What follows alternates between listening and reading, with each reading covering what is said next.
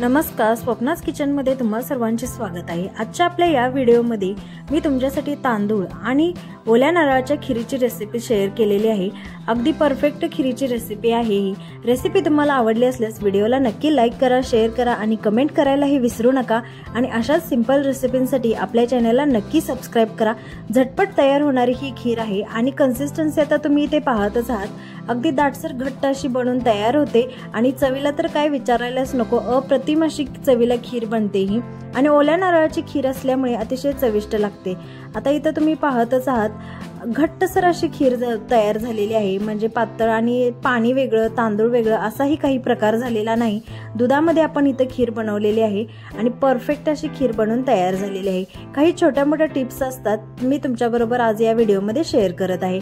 अशा पद्धतीने आता इथे मी लागणारं साहित्य घेतलेलं आहे। आता लागणाऱ्या साहित्यामध्ये पहिल्यांदा तर तांदूळ अशा पद्धतीने इथे धुवून घेतलेले आहेत स्वच्छ आणि अर्धा तास मी इथे तांदूळ भिजवून घेतलेले आहेत। अगदी एक मूठ बरच तांदूळ आहेत। अर्ध्या वाटीलाही खूप कमी, म्हणजे अर्ध्या वाटीला कमी असे तांदूळ आहेत। आणि इथे एक नारळ ओला आहे तो घेतलेला आहे अशा पद्धतीने बारीक त्याचे तुकडे करून। एक वाटी इथे साखर घेतलेली आहे आणि सोबतच आता इथे अर्धा लिटर दूध घेतलेलं आहे। फुल फॅट दूध आहे हे, म्हणजे म्हैशीचे दूध आहे। आणि आता इथं ड्रायफ्रुट्स आपण वापरणार आहे, ऑप्शन आहे, तुम्ही फक्त वेलची वापरली तरी चालेल।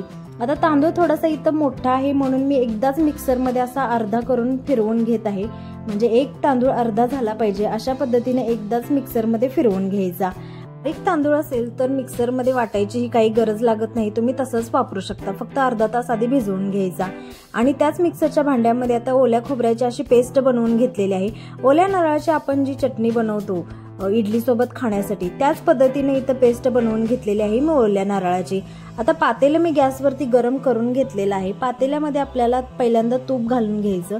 आता मोठा एक चमचा मी इथं तूप घालून घेतलेला आहे। तुपामध्ये आपल्याला ड्रायफ्रुट्स वगैरे जे सर्व साहित्य आहे ते तुपामध्येच भाजून घ्यायचं। तूप गरम झाल्यानंतर याच्यामध्ये आपण काजू आणि बदामाचे असे मी चेचून भाग करून घेतलेले आहेत, ते आपण पहिल्यांदा इथं भाजून घेऊयात। आता तूप आपण हे खिरीमध्ये वापरल्यामुळे अगदी मस्त तुपट अशी खिरीची टेस्ट वेगळीच लागते आणि शक्यतो सर्व खिरीमध्ये तूप हे वापरलंच जातं। ड्रायफ्रुट्स भाजल्यानंतर याच्यामध्ये आपण जे तांदूळ घेतलेले आहेत त्याचं वरचं पाणी आहे ते काढून टाकायचं आणि मग आपण इथं तांदूळ भाजून घ्यायचे आहेत तुपामध्ये। अगदी थोडेसेच भाजायचे आहेत, म्हणजे जास्त काही आपल्याला लालसर रंग होईपर्यंत भाजायची वगैरे काही गरज नाही, फक्त तुपामध्ये आपल्याला थोडे परतून घ्यायचं आहे। आता तांदूळ आणि ड्रायफ्रुट्स आपले भाजून झाले की याच्यामध्ये आपण जे नारळाची पेस्ट करून घेतलेली आहे तेही आपल्याला तुपामध्ये थोडी परतून घ्यायची।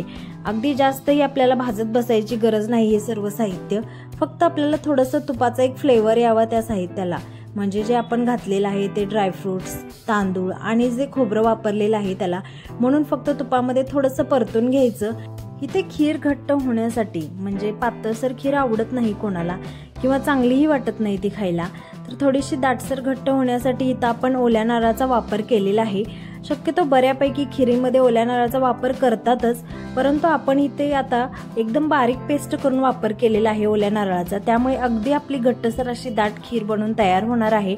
आता साहित्य आपलं सर्व परतून झाल्यानंतर याच्यामध्ये आपण दूध ओतून घेणार आहे आणि आपल्याला एक सलग हलवायचं आहे। म्हणजे गॅस खाली लो फ्लेमवरती ठेवलेला आहेच, सोबतच आपल्याला तांदूळ खाली चिटकू नये भांड्याला, म्हणून आपण इथं चमच्याने सतत हलवून घ्यायचं आहे।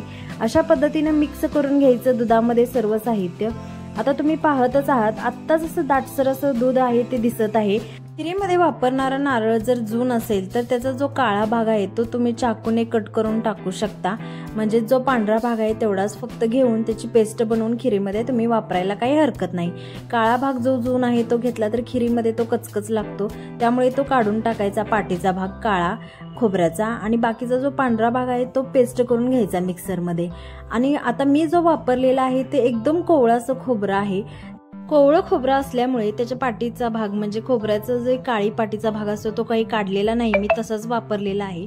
अगदी बारीक अशी पेस्ट करून घ्यायची आणि खिरीमध्ये आपल्याला तांदळासोबतच शिजायला टाकायचं, म्हणजे खोबरंही व्यवस्थित शिजलं जातं, ते कचकच लागत नाही खिरीमध्ये। आता तुम्ही पाहतच आहात अगदी 15 ते 20 मिनिटात खीर बनून तयार होते। इथं आटवत बसायलाही लागत नाही आपल्याला दूध। अगदी परफेक्ट अशी कन्सिस्टन्सी पाहत आहात तुम्ही, घट्टसर अशी दाटसर खीर बनून तयार झालेली आहे। चमच्याच्या पाठीमागच्या भागावरून तुम्हाला लक्षात आलेच असेल की खीर आपली कशा पद्धतीने तयार झालेली आहे।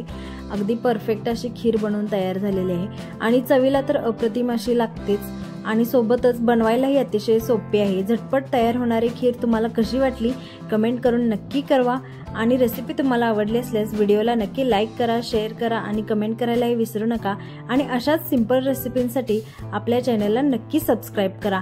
आता इथे तुम्ही पाहतच आहात एवढी मस्त अशी खीर बनवून तयार होते, म्हणजे बासुंदीसारखी टेस्ट लागतेच। आपण याच्यामध्ये फुल फॅट दूध वापरलेलं असतं, सोबतच साई असेल तुमच्याकडे तर ती दुधावरची साई तुम्ही याच्यामध्ये वापरू शकता। दुधावरची साई वापरली की अगदी असं तेलकट तुपट मस्त अशी चव लागते खीरीची। मस्त टेस्टी खीर बनवून तयार झालेली आहे।